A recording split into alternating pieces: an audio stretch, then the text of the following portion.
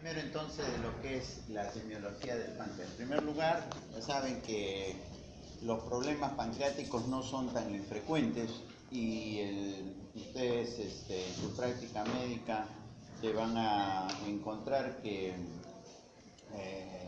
con relativa frecuencia van a haber pacientes que llegan a una emergencia de repente por un problema de un dolor abdominal y que termina finalmente siendo un problema, una pancreatitis aguda, ¿no? O de repente pacientes que tienen problemas en las vías biliares y que también como consecuencia, como una obstrucción, sobre todo en la parte distal, van a tener problemas inflamatorios en el páncreas. O sea que eso no es algo que sea, digamos, infrecuente, ¿no? Y por lo tanto ustedes tienen que saber cuáles son las características por las que puede venir una persona, pues, y ustedes tienen que sospechar de que se trata de un problema de ese nivel, ¿no? Bueno, algunos datos, digamos, anatómicos del páncreas. Ya saben, es una glándula retroperitoneal anexa al tubo digestivo, ¿no?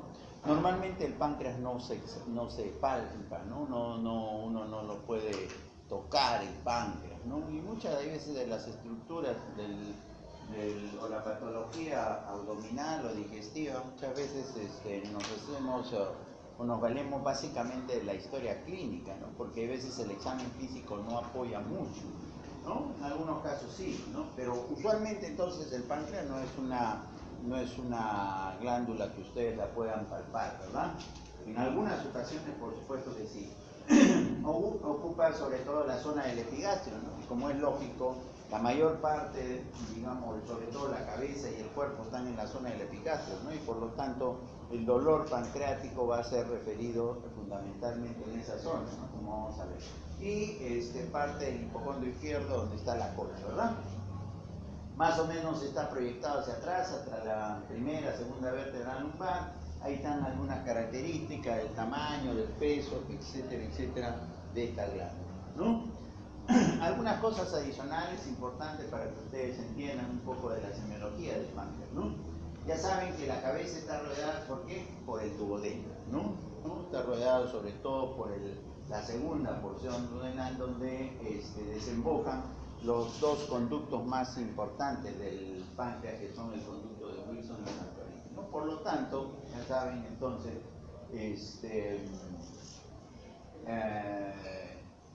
que algún problema que pudiera haber en ese nivel puede comprometer, pues, el páncreas, ¿no? Los conductos secretores pueden drenar juntos o separados a la, ¿cómo se llama? A nivel del duodeno, ¿no? Ahí está, simplemente una representación esquemática. Este es el páncreas, ¿no es cierto? Este es el páncreas, ahí está bonito, ¿no es cierto? Y hay veces, ¿no?, se unen con la vía biliar, o hay veces drenan por separado, ¿no es cierto? Este es el conducto de Wilson, ¿no es cierto? El conducto principal del páncreas, como le digo, hay veces se unen, ¿no?, con la vía biliar y desembocan finalmente en la famosa ampolla de Barker, ¿no? Entonces ahí tienen un poco sobre la anatomía, digamos, de este órgano. ¿Listo? Muy bien, entonces, ¿qué datos pueden ser importantes desde el punto ya de vista ya del interrogatorio de un paciente que tiene un problema en el páncreas? La edad, ¿no? Hay algunas situaciones clínicas que pueden darse dependiendo de la edad, ¿no?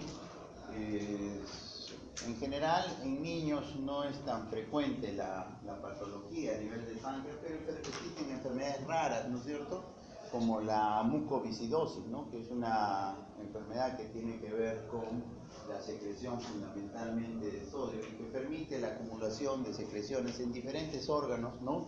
Fundamentalmente uno de ellos puede ser el páncreas, ¿no? Entonces da cuadros inflamatorios a ese nivel. En el adulto, ya lo que yo les comentaba, fundamentalmente pues los cuadros de pancreatitis, ¿no?, de pancreatitis aguda o pancreatitis crónica, ¿no? Y en el adulto mayor el cáncer de páncreas, ¿no? El cáncer de páncreas pues usualmente se ve, como se señala ahí, por encima de los 60 años, o sea, no es usual ver cáncer de páncreas en personas jóvenes, por si acaso, ¿no? Desde el punto de vista del sexo, la pancreatitis y el cáncer creo que ustedes deben haber escuchado que es más frecuente en los hombres, ¿no? Cuando hablemos ahora de los problemas de las vías biliares, más bien el cáncer de vesícula y los problemas biliares son más frecuentes en las mujeres, ¿no? O sea, cada uno tiene de alguna manera su orden, ¿no? Algunos datos más en relación al páncreas. Importante los antecedentes, ¿no? Los antecedentes, porque de repente ya no permiten orientar si adicionalmente viene con un cuadro sugerente, pues, de que la afección puede estar localizada en el páncreas. Entonces, como todas las enfermedades, siempre es importante averiguar por algunos antecedentes que pudieran existir, ¿no? Si un paciente viene pues con un antecedente de llegar a tener cálculos en la vesícula, ¿no es cierto?, litiasis, problemas a ese nivel, y ahora viene con un dolor que tiene la característica, como vamos a ver, del compromiso pancreático, evidentemente que uno va a decir que la primera posibilidad esté en relación de cosas, lo que llaman una pancreatitis biliar, ¿no es cierto? Una pancreatitis biliar, probablemente pensando en qué cosa, que de repente un cálculo pasó al colédoco, ¿no? Y al final de repente dio una cierta obstrucción, y eso ha condicionado pues en forma retrógrada un proceso inflamatorio del páncreas, ¿no? Es importante el antecedente para el alcoholismo crónico. Sí, pues hay que sacarlo, hay que ver, hay que preguntar ¿por qué puede tratarse de qué cosa? De una enfermedad crónica del páncreas, ¿no? Las pancreatitis crónicas están usualmente asociadas a personas pues que son bebedores crónicos, ¿no es cierto? Entonces es importante en ese sentido, digamos, averiguar. Traumatismos abdominales, cirugía, fibrosis quística es una enfermedad, digamos, que tampoco se ve mucho acá en el Perú, pero sí en otros países, ¿no? Las hiperlipidemias, ¿no? Hay sobre todo hipertrigliceridemias, ¿no? que pueden desencadenar problemas infecciosos, ¿no? No cualquier hiperlipidemia, no cualquier hipertrigliceridemia, ¿no? Generalmente son personas que tienen algunas enfermedades, digamos, del metabolismo, de los lípidos, ¿no? En algunas enfermedades familiares. ¿Y qué hacen? Pues que de repente manejen, ¿qué cosa? Triglicéridos por encima de 1000, 1500, ¿no? O sea, para que alguien tenga una pancreatitis por triglicéridos, digamos, elevados, deben ser muy altos, ¿no? El hiperparatiroidismo, la hipercalcemia, ¿no es cierto?, también pueden dar, digamos, afecciones a ese nivel. Las paperas, ¿no? Un niño que venga pues con una historia de dolor abdominal que sugiera ser un problema pancreático y que además tiene un par de glándulas parotídeas aumentadas de tamaño, bueno, pues ustedes lo primero que van a pensar es que puede ser una complicación de esta enfermedad, ¿no? La triada clásica de complicaciones de la parotiditis es meningitis, ¿no? O meningoencefalitis, ¿no? Pancreatitis y orquitis, ¿no? Son las tres complicaciones que tienen los niños que pueden tener parotiditis, ¿no? Medicamentos, hay que averiguar, por supuesto, ¿no? Por medicamentos. Los pacientes, por ejemplo, que toman el tratamiento para el VIH, ¿no? Algunos de los medicamentos producen pancreatitis, ¿no? Es más, hemos visto tidanosina, por ejemplo, es un medicamento clásico. Ya no se usa mucho, pero es un medicamento clásico que podía dar cuadros de pancreatitis, ¿no? Entonces, es importante, como cualquier enfermedad, sacar pues los antecedentes que pudieran relacionarse a algún problema en el páncreas. ¿Listo? Ya. Y antecedentes familiares, como decía, hay algunas enfermedades raras que son autosómicas recesivas, que no vemos mucho, ¿verdad? Por acá no tenemos mucho fibrosis quística. Hay pancreatitis crónicas recidivantes que tienen, como digo, un cierto componente hereditario, pero no es lo más frecuente, ¿no? No es lo más frecuente. Bueno, entonces, ¿por qué manifestaciones clínicas va a venir un paciente que pudiera tener un problema en el páncreas? Y ahí está, ¿no es cierto? El dolor probablemente sea la manifestación más importante de un paciente que tiene un problema en el páncreas, no sea agudo o sea un problema crónico, ¿no es cierto? O sea un problema crónico, ¿no? Diarrea, ahorita vamos a comentar algo de cada una de esas cosas, pero diarrea en relación al páncreas generalmente no son en cuadros agudos, ¿no? Sino se ve más en personas que tienen pancreatitis crónica y entonces eso sí pueden tener diarrea con algunas características. Náuseas y vómitos. Las náuseas y vómitos en el contexto de los pacientes que tienen problemas pancreáticos son fundamentalmente por un mecanismo reflejo. No es porque haya alguna obstrucción o algo por el estilo, sino más que todo por algún mecanismo reflejo. La ictericia en el contexto de pacientes que tienen problemas en el páncreas, ¿no? No se olviden que la vía biliar, o sea, el colédoco, atraviesa la cabeza del páncreas, ¿no es cierto? Entonces, cualquier problema en la cabeza del páncreas, ¿no es cierto?, puede ahogar la vía biliar y eso condicionar, ¿qué cosa? Una ictericia de tipo obstructivo, ¿de acuerdo? O, de repente, ¿no?, lo más frecuente, un paciente, como decíamos, tenga un problema vesicular, un problema de cálculo, de litiasis, ¿no? Y alguno de esos cálculos pase a través del colédoco y se enclave de repente en la ampolla de Vatel y entonces puede dar ictericia, ¿no? Pero fundamentalmente, si dependiera del páncreas, como les digo, es problema sobre todo a nivel de la cabeza, del páncreas, ¿no? Los síntomas constitucionales, ¿no?, como la baja de peso, la hiporexia, ¿no?, usualmente son más evidentes, sobre todo en el contexto de alguna enfermedad crónica. Sangrado por el páncreas, raro. El páncreas que dé sangrado digestivo alto no es frecuente, ¿no? Ustedes lo pongo ahí porque a veces lo van a encontrar en la literatura, pero ustedes tienen que, digamos, aprender un poco a seleccionar, ¿no?, cuáles son las manifestaciones clínicas más importantes por las que viene un paciente que tiene una patología en algún sitio, ¿no? Pero hemorragia, salvo que fuera una neoplasia que invada el duodeno y entonces eso ocasionar una hemorragia digestiva alta. Pero no es algo de presentación usual, ¿no? No es como cuando alguien tiene un problema, pues, en el estómago, que sí es más frecuente, que sangre, o cuando alguien tiene un problema en el duodeno, una úlcera, evidentemente que sí tienen mayor posibilidad de venir en algún momento por sangrado. Entonces, que eso es relativo, ¿de acuerdo? Entonces, vamos a hablar algo del dolor pancreático, ¿de acuerdo? Y ya saben, ¿no?, y creo que con mis alumnos hemos comentado, cualquier tipo de dolor tiene que tener un buen interrogatorio, ¿no? Y el interrogatorio los va a orientar a ustedes de dónde puede ser el problema, ¿no? Siempre les digo que no todo duele igual, ¿no es cierto? No todo duele igual. Una cosa es como duele el hígado, otra cosa es como duele la vesícula, otra cosa es como duele el páncreas, otra cosa es como duele el vaso, ¿de acuerdo? Cómo duele el intestino, ¿de acuerdo? Entonces,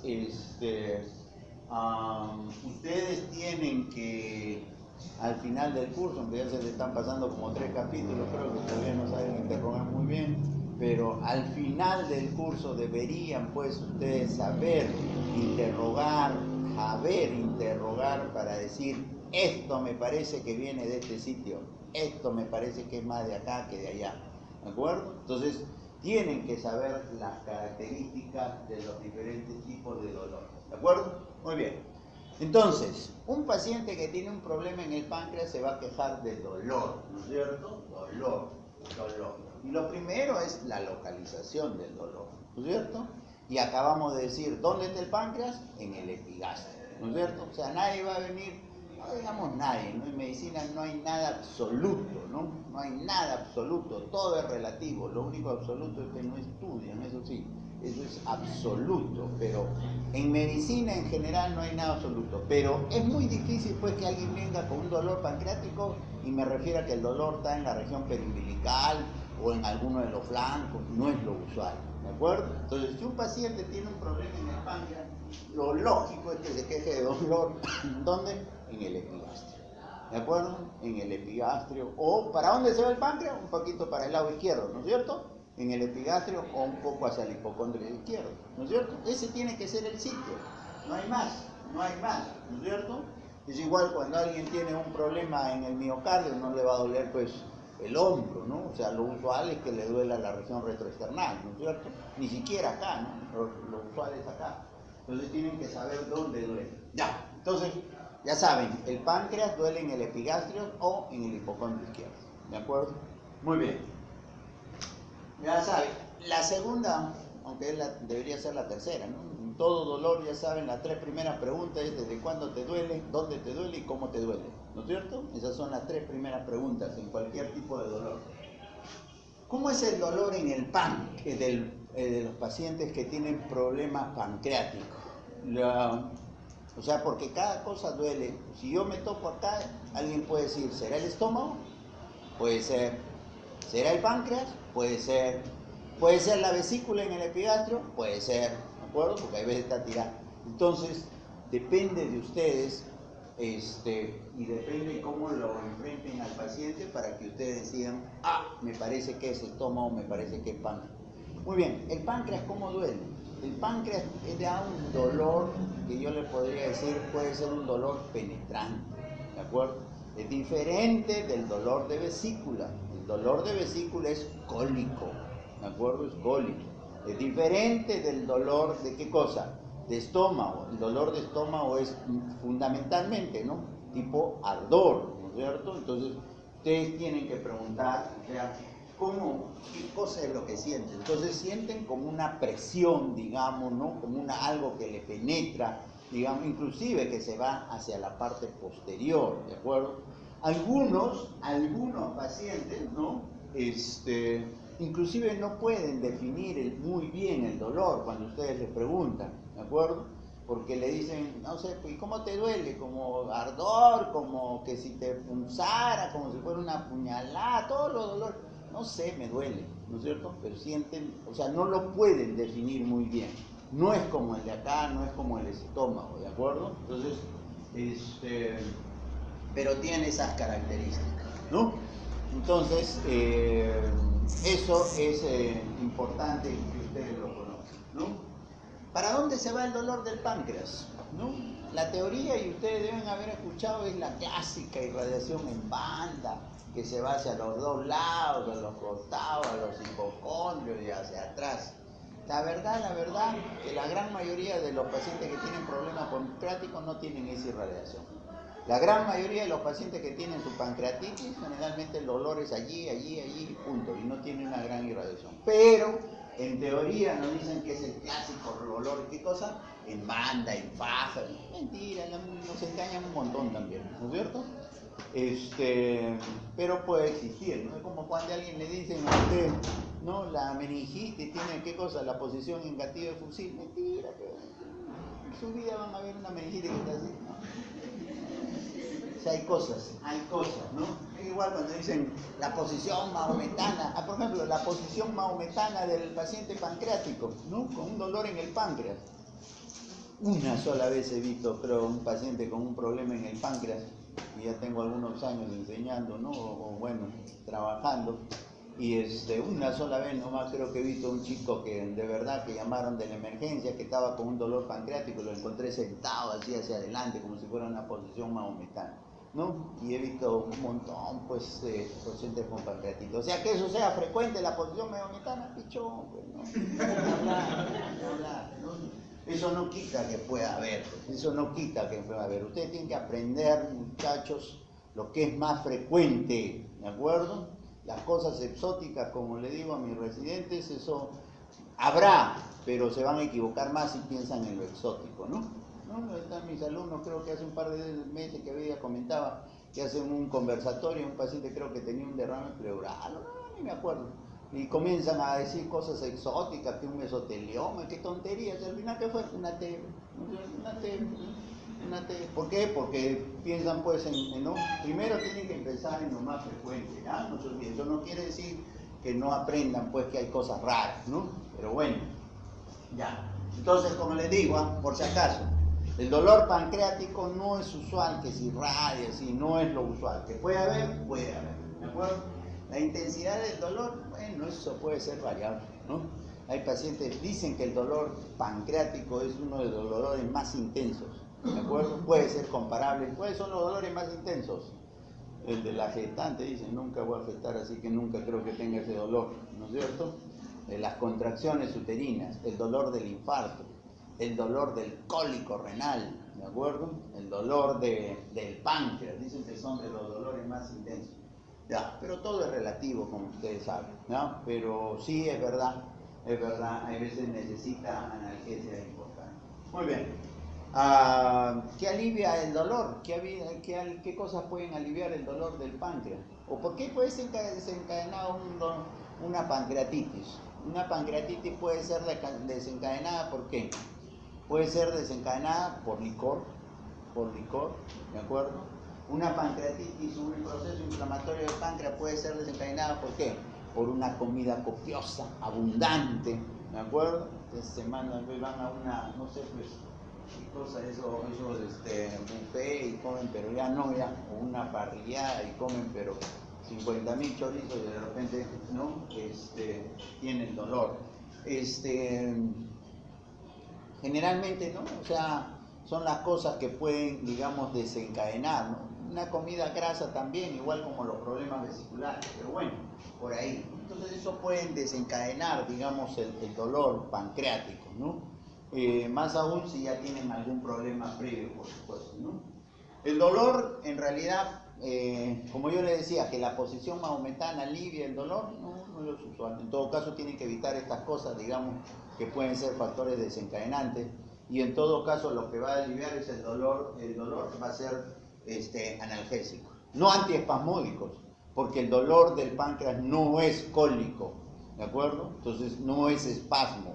¿No? Entonces el dolor va a ser aliviado con analgésicos tipo tramadol o alguna de esas cosas, o ketorolaco, lo que ustedes quieran, pero son analgésicos, ¿de acuerdo? Entonces hasta eso es importante saber con qué se alivia, ¿de acuerdo? Entonces, ¿cuándo sospechar que ustedes tienen un paciente con una pancreatitis aguda? Facilito, pues, ¿no es cierto? En primer lugar, pregunten por los antecedentes más frecuentes, si tiene cálculo, ¿no es cierto? Si toma, si ha comido, digamos, algo mucho, una comida abundante. ¿Y qué más? Y que viene con un dolor en la zona de epigastrio, intenso, más o menos intenso, con náuseas, con vómitos, ¿no es cierto? Y un dolor que no calma, punto. Y con esas características, que es un dolor, como le digo, medio sordo, penetrante, etcétera, etcétera, ¿no? Y eso es simplemente como ustedes pueden, digamos, orientarse y decir que están frente a un problema pancreático, ¿ya? Ahí está, el dolor del páncreas, ¿de acuerdo? Puede ser referido a veces sobre todo al lado izquierdo, puede ser referido en banda. Algunos dicen que puede ir a, como digo, un poco la irradiación, pero parte del dolor en el hombro, ¿de acuerdo? Y bueno, la diarrea. La diarrea no se ve en las patologías agudas pancreáticas, la diarrea se ve sobre todo en las pancreatitis crónicas, ¿no? Y pueden ser con restos alimentarios, creatorrea, esteatorrea, ¿no es cierto? Esas diarreas como si fuera media masilla, ¿no? Ese color que tiene, puede dar, digamos, las personas que tienen sobre todo, como le digo, procesos inflamatorios crónicos, ¿no? Las náuseas y vómitos, ya les decía, son fundamentalmente por mecanismo reflejo, ¿no? Los vómitos del páncreas, ¿cómo serán?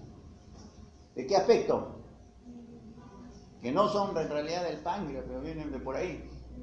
Serán biliosos, pues, ¿no? El páncreas no le va a dar unos vómitos con restos de alimentos, ¿no es cierto? Usualmente el páncreas no les da vómitos borráceos, ¿no es cierto? ¿De qué color son los vómitos borráceos? Porque son diferentes los vómitos porráceos, ¿no es cierto? ¿Los vómitos borráceos de qué color son? No, la borra, no se olviden, la borra viene, la borra del café, del concho del café, son los vómitos oscuros, así medio negros, eso es de sangrado digestivo, ¿no es cierto? A diferencia de los vómitos porráceos, ¿de acuerdo? Porráceos, esos son de intestino delgado pero alto, ¿de acuerdo? ¿Ah? Cuando hay un problema obstructivo, y esos son unos colores medio verdosos, oscuros, ¿de acuerdo? Pero no es como la borra, por si acaso. Y hay los vómitos biliosos, ¿no? Generalmente los vómitos en el contexto de un paciente con problema pancreático son más biliosos, ¿no? Son más por la zona, digamos, ¿no? Ictericia, ya saben, la ictericia se da sobre todo cuando hay algún problema a nivel de la cabeza del páncreas, ¿no? Y de repente neoplasia. Y los síntomas generales, baja de peso, anorexia, astenia, etcétera, etcétera, Eso usualmente se ve más en las patologías crónicas que en las patologías agudas. Fiebre, las complicaciones sobre todo agudas, ya saben que el páncreas se puede necrosar, ¿de acuerdo? Las personas que tienen pancreatitis se pueden morir porque el páncreas se necrosa, ¿de acuerdo? Y pueden hacer cuadros sépticos a partir de ahí, por si acaso. Signos de deshidratación, bueno, eso dependerá un poco de las náuseas, los vómitos y shock. En todo caso se da sobre todo si hay una necrosis importante del páncreas, ¿no es cierto? Y puede haber sangrado, pero sangrado interno, ¿no es cierto? Sangrado interno. Hay unos signos, ¿cómo se llaman los signos que reflejan sangrado retroperitoneal? El famoso signo de Cullen, ¿no es cierto?, que es una hemorragia periumbilical, o signo de quimos y de sangrado en las partes laterales. Ese es el signo de Gray-Turner, ¿no?, que nos indican la posibilidad de ¿qué cosa? De que pueda haber sangrado retroperitoneal. ¿Eso qué quiere decir? Que no es exclusivo del páncreas. Cualquier cosa que sangre en el retroperitoneo pudiera darnos estas manifestaciones, ¿no? Listo. Bueno, y ahí está, ¿no? ¿Qué encontrarán en un paciente que tiene un problema pancreático desde el punto de vista de la infección, ¿no? En primer lugar, dependiendo de la magnitud de las, ¿cómo se llama?, de la náusea, los vómitos, podrá estar deshidratado, fase de dolor, ictericia, ¿no es cierto? La ictericia, como les digo, se ve sobre todo en los problemas de la cabeza del páncreas, y generalmente esos son crónicos, ¿no es cierto? Y entonces eso se ve más en neoplasia. Y como eso se ve más en una enfermedad crónica, entonces constituye una ictericia obstructiva. Y las ictericias obstructivas son las que se asocian fundamentalmente con prurito, ¿no es cierto? Prurito, ¿de acuerdo? Ustedes verán a un paciente que tiene hepatitis, que está amarillo, pero no se queja de prurito, no es lo usual, ¿de acuerdo? Pero de repente ustedes ven un paciente que tiene una cirrosis biliar, o sea, un estrechamiento de los canalículos de los biliares, y esos pacientes se quejan de prurito. O sea, el prurito se ve más, sobre todo en las formas obstructivas crónicas, ¿de acuerdo? No en la aguda.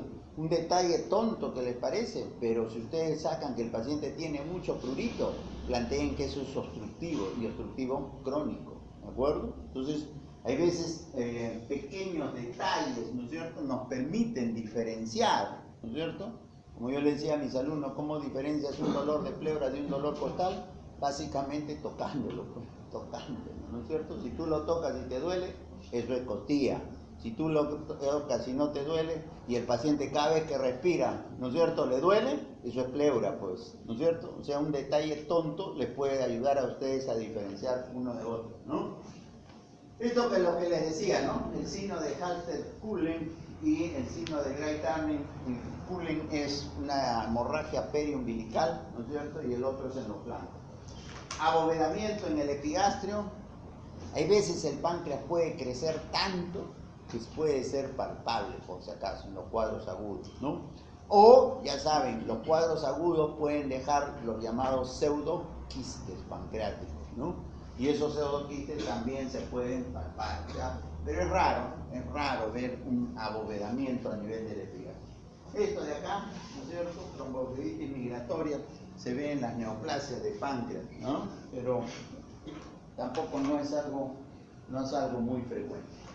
Ya les decía, el páncreas no se palpa, ¿de acuerdo? Pero en algunas situaciones, una pancreatitis muy severa puede dar lugar a la palpación, pseudoquistes pancreáticos y neoplasias. Yo creo que en frecuencia, los pseudoquistes pancreáticos son los que podrían con mayor frecuencia palparse, ¿no? Pero si no, normalmente la gran mayoría entonces de las neoplasias de páncreas, la gran mayoría de las pancreatitis, no, ustedes lo examinan y el abdomen no van a encontrar grandes cosas, ¿de acuerdo? No van a encontrar grandes datos, ¿no?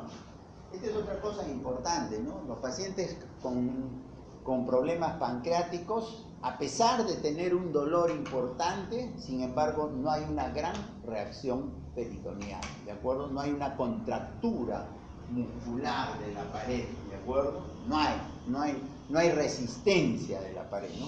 Mañana he dicho a mis alumnos que vamos a hacer abdomen, ya saben, la palpación puede ser superficial o profunda, ¿no es cierto? La palpación superficial es básicamente ¿para qué? Para detectar si hay algún problema en la pared superficial, ¿no? que tú lo objetivas. Si tú ves una hernia, ¿no? Palpas, ¿no es cierto? En el ombligo, palpas, te determina la característica. Y lo segundo para lo que sirve la palpación superficial es para evaluar contractura, resistencia, ¿no es cierto? Eso, por eso que la palpación es muy delicadita, no es grosera. Así, ¿quién les ha enseñado así a meter el dedo, no es cierto? A ver, en una peritonitis yo te voy a meter el dedo así para ver cómo saltas, ¿no? No se necesita, digamos, ser muy agresivo. El signo de Courvoisier-Terrier, ¿qué cosa es? El signo de Courvoisier-Terrier se ve sobre todo cuando hay un problema de cáncer de páncreas. Como consecuencia de ello hay una dilatación de la vía biliar, ¿de acuerdo? Y hay una dilatación de la vesícula. O sea, el signo de Courvoisier-Terrier es una vesícula palpable, ¿de acuerdo? Pero es una vesícula no dolorosa, ¿de acuerdo? O sea, ustedes encuentran una semejante vesícula, pero no es como una colecistitis que ustedes lo tocan, ¿no? Que encuentran signo de Murphy positivo. En el signo de Courvoisier-Terrier no hay dolor, ¿de acuerdo? Entonces, y para que exista signo de Courvoisier-Terrier, la vesícula tiene que ser sana, ¿de acuerdo? Porque si es una vesícula enferma, escleroatrófica, nunca se va a distender, ¿ya? O sea, ¿quiénes tienen signo de Courvoisier-Terrier? Aquellos que no tienen patología vesicular previa, ¿de acuerdo? Esos son los que pueden hacer. Y se ve, como les digo, en problemas obstructivos, dentro de ellos fundamentalmente en las neoplasias de cabeza y páncreas, ¿ya? Puntos dolorosos. Dicen que hay algunos puntos que nos permiten, digamos, localizar las diferentes partes del páncreas, ¿de acuerdo? Y quizás de repente más ahí lo pueden leer, ¿no es cierto? Pero de repente en forma más esquemática dicen lo siguiente, ¿no? Si ustedes trazan una línea que une la axila del lado derecho con la región umbilical y de ahí más o menos unos 5 o 6 centímetros, este es el punto que corresponde a la cabeza del páncreas, ¿de acuerdo? O sea, si yo trazo una línea imaginaria de acá a acá, más o menos por acá estará lo que corresponde a la cabeza del páncreas, ¿de acuerdo? Esto de acá es lo mismo, pero hacia el lado izquierdo. Esto corresponde al cuerpo del páncreas.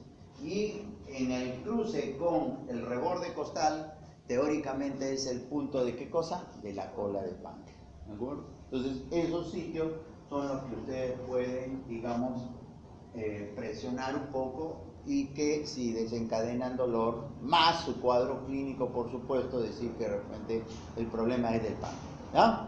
¿Qué otros signos? Este signo de acá, que es el signo costo de Robson, que es el signo costo vertebral, ¿no es cierto? Que también sirve para riñón, ¿no? Entonces, para evaluar, digamos, patología renal, este es, digamos, donde termina la última costilla con la columna vertebral, ¿no es cierto? Entonces, si ustedes se palpan más o menos la última costilla con la columna vertebral y ahí presionan, entonces, ¿no?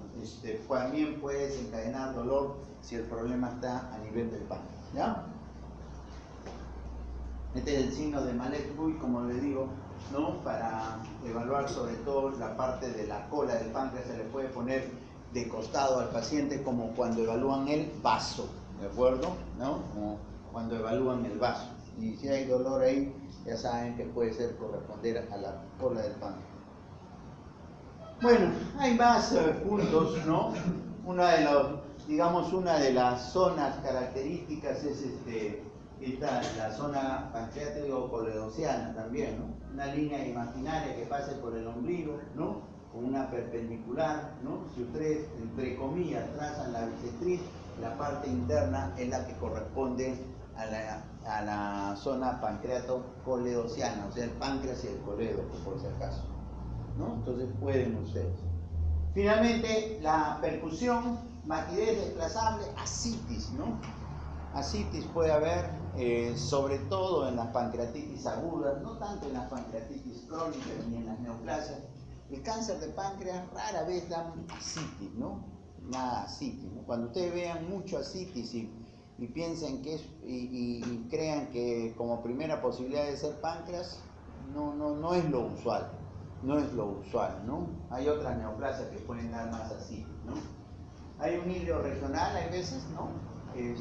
Signo de derrame pleural izquierdo, ya saben, las pancreatitis dan derrame pleural izquierdo, las pericarditis dan derrame pleural izquierdo, ¿no? La insuficiencia cardíaca, ya saben, el derrame empieza por el lado derecho y después se compromete el lado izquierdo, ¿no? O sea, en forma bilateral, ¿no? Entonces, ustedes encuentran un paciente que supuestamente tiene falla cardíaca y tiene solamente derrame izquierdo, cuidado, hay que punzarlo, ¿no es cierto? No es lo usual, no es lo usual que tenga derrame izquierdo los pacientes que tienen falla cardíaca. Soplo en el oclutómetro izquierdo, ¿no? Ahí está, cerebro, está bien escrito, así es un cerebro con ese, pero eso casi no existe, ¿no?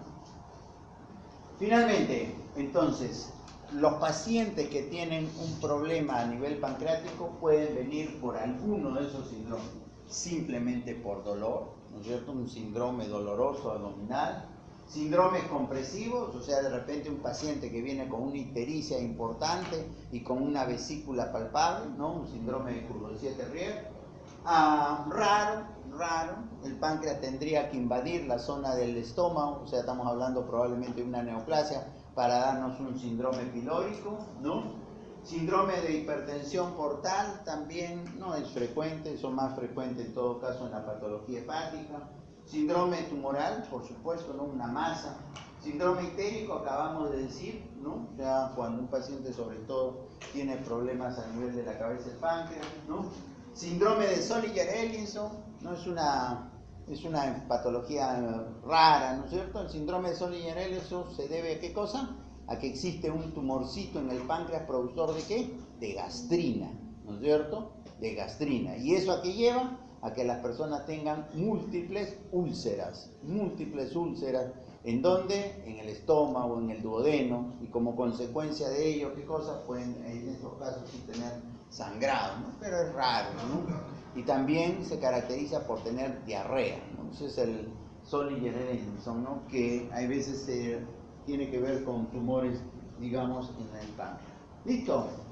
¿Qué tenemos para las pruebas diagnósticas, para confirmar los diagnósticos? Las primeras pruebas de evaluación funcional casi ya no se utilizan, más se utilizan estas pruebas de determinación sanguínea, ¿no es cierto? Y dentro de las pruebas, las que más se utilizan son la milasa, la lipasa, etcétera, etcétera, ¿no? Son las que más nos permiten, ¿no? Ya saben, la lipasa es mucho más específica que la milasa, ¿de acuerdo? Porque existe también la milasa salival. Cualquier dolor abdominal puede elevar la milasa, ¿de acuerdo? Pero la lipasa es mucho más específica de que el problema esté en el páncreas, ¿no? Entonces, ustedes hacen dosaje tomando una muestra de sangre. ¿Qué otros métodos diagnósticos tienen para finalmente decir, sí, pues mi problema está en el páncreas? Bueno, desde una radiografía de abdomen simple, ¿no? Yo creo que ahora lo que más se utilizan son las ecografías, las tomografías, en algunas situaciones la resonancia, sobre todo cuando se busca sobre, ¿qué cosa? Tumores muy pequeñitos, ¿no? Saben que en el páncreas se pueden dar insulinomas, ¿no? Y entonces eso no lo ven en una tomografía, eso no lo ven en una ecografía, entonces de repente tienen que solicitar una resonancia. Por supuesto que para ello tienen que tener pues clínica y que el paciente está haciendo hipoglicemias marcadas, ¿no? Hipoglicemias marcadas que no responden al tratamiento, ¿no? Ahí está el páncreas en una ecografía, ¿no? Para que ustedes vean, ¿no? Esta es la zona del páncreas, ¿no? La verdad que las ecografías no nos ayudan mucho porque son cosas que ven los ecografistas nomás. Lo que más vemos son las tomografías, ¿no? Por ejemplo, ¿qué cosa es? Es un quiste o un pseudoquiste pancreático, ¿no? Para uno decir que es un pseudoquiste, definitivamente el paciente tiene que haber tenido antecedente de pancreatitis, ¿no es cierto? En algún momento tuvo un proceso inflamatorio y han quedado estos que son quistes, ¿no? O pseudoquistes pancreáticos. Y eso sí pueden ser palpables, como les decía, ¿no? La resonancia, ¿no? Finalmente ahí ustedes tienen los acines pancreáticos, ¿no es cierto? ¿No? Una pancreatitis hemorrágica, ¿no? Miren cómo puede quedar el páncreas, ¿de acuerdo? Y cuando una persona tiene una pancreatitis, hay que ir con mucho cuidado con respecto a la alimentación. Hay que ser muy cuidadosos, ¿no? Generalmente los pacientes no reciben nada unos días, ¿no? Para evitar desencadenar un proceso inflamatorio mucho más severo, ¿ya? Un cáncer de la cabeza del páncreas. Esto, ¿cómo sería un paciente? ¿Cuál sería la historia clásica de un paciente, por ejemplo, que tiene un cáncer de páncreas? Es un paciente generalmente mayor, ¿no es cierto? Porque no es alguien de 20, 30, generalmente están por encima de los 60, 70 años, que tiene una historia de ¿qué cosa? De dolor en el epigastrio, un dolor crónico, ¿de acuerdo? Y que a eso, ¿qué se asocia? Síntomas generales, que ha bajado de peso, ¿no? Que no quiere comer, que ha perdido el apetito, etcétera, etcétera, ¿no es cierto?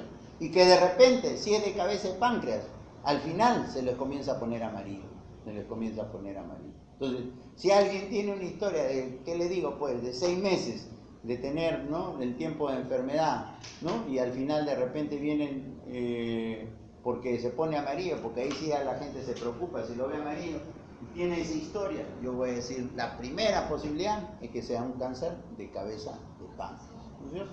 Es así, no hay más, ¿de acuerdo? La medicina a veces no es tan difícil, ¿de acuerdo? Este es un tumor en la parte del cuerpo y la cola. Esto de repente no les da ictericia, pero sí le da dolor, ¿de acuerdo? ¿Por qué? Porque el conducto de repente de la vía biliar está libre, ¿no es cierto? Por si acaso, ¿no? Listo, y eso es cómo puede presentarse un paciente que tiene un problema pancreático. Nada más, no hay más, no tienen que buscar más, ¿de acuerdo? Y en el otro lado están los problemas en la vesícula y en las vías biliares, ¿no es cierto? Eso es algo también muy, pero muy frecuente. Ya saben, los problemas vesiculares entonces son más frecuentes en las mujeres, ¿de acuerdo? Y las neoplasias de vesícula también son más frecuentes en las mujeres. Y los problemas pancreáticos son más frecuentes en los varones, ¿de acuerdo? Entonces, eso es más o menos claro, ¿no es cierto? Por ejemplo, la Salmonella typhi, la tifoidea, ¿no es cierto? ¿No? ¿Han escuchado? La Salmonella typhi, la que produce la tifoidea, ¿cierto? Saben ustedes que se puede alojar en la vesícula, ¿de acuerdo? Se puede quedar en forma crónica ahí en la vesícula. ¿Pero de quién? De las personas que tienen vesículas enfermas, no las que tienen vesículas sanas usualmente. Por lo tanto, ¿en quién se quedará con mayor frecuencia? ¿Quiénes serán más portadores? ¿Los hombres o las mujeres? Las mujeres, ¿de acuerdo? O sea, las mujeres tienden a ser más portadores de salmonela que los varones, porque a la salmonela le gusta la vesícula enferma, por si acaso, ¿no? La vesícula se localiza en la fosa vesicular, en la cara inferior del hígado, ¿no es cierto? Entre el lóbulo derecho y el lóbulo cuadrado. Ahí tienen su tamaño, su capacidad, tiene una forma piriforme, ¿no es cierto? Ustedes lo conocen. ¿Quién no ha tenido o de repente por ahí algún familiar con algún problema vesicular o que lo operaron? Además, yo ya no tengo vesícula, por si acaso, ¿no? Entonces, pero no pasa nada, te sacan la vesícula y después puedes comer lo que quieras, ¿de acuerdo? Se continúa con el cístico, se une al hepático común para formar el colédoco, y el colédoco desciende, ya saben, por detrás del bulbo duodenal, transcurre por dentro de la cabeza intrapancreática, ¿no es cierto? Hay el colédoco intrapancreático, eso es lo que digo yo, que cuando hay un cáncer de páncreas obstruye entonces la vía biliar, y desemboca en la famosa ampolla de Vater, ¿no es cierto? ¿No? Cuando uno tiene una ictericia obstructiva, ¿no es cierto? El problema, ¿no? Una ictericia obstructiva, por supuesto, extrínseca, ¿no es cierto? ¿Dónde puede ser el problema? El problema puede ser en la parte distal del colédoco, el problema puede ser en la ampolla del váter, el problema puede ser en la cabeza del páncreas, y más raro es que sea del duodeno, ¿no es cierto? ¿No es cierto?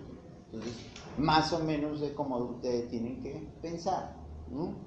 Y esos son los sitios, ¿no? O de repente tiene pues un cálculo ahí al final del colédoco, o de repente tiene la famosa neoplasia de la ampolla de váter, ¿no es cierto? O de repente tiene un cáncer de páncreas, pues, ¿no? Como le digo, raro todo eso. Ahí está la vesícula, que ustedes la conocen, ¿no es cierto? ¿No? El cístico desemboca en el colédoco, y el colédoco sigue este trayecto, como le digo, a veces se une con el Wilson y finalmente desembocan acá, ¿no? Entonces, este es el colédoco intrapancreático, ¿no es cierto? La vía biliar. Listo. Igual, desde el punto de vista del interrogatorio, algunos datos, ¿no? Si un recién nacido, ¿no? ¿Cuál es la primera causa de ictericia en un recién nacido? ¿Ah? ¿Hemolítica? No. La primera causa de ictericia en un recién nacido es fisiológica y está relacionada con la lactancia materna. ¿De acuerdo? Eso es mucho más frecuente, ¿no? Después, nadie niega que pueden haber ictericias hemolíticas, ¿no es cierto? No hay problema, ¿no? Pero rara vez puede, si la ictericia es muy marcada, ¿no? Los niños pueden nacer con alguna atresia. Si alguien tiene problemas vesiculares en la adolescencia y tiene cálculos, cuidadito, ¿no es cierto? Eso pueden ser anemias hemolíticas, ¿no? Anemias hemolíticas. Si tienen, por ejemplo, una persona joven, un joven de 25 años, que le llega con un problema vesicular y que está llena la vesícula de cálculos, eso no es usual, porque acabamos de decir que los problemas vesiculares son más frecuentes en las mujeres.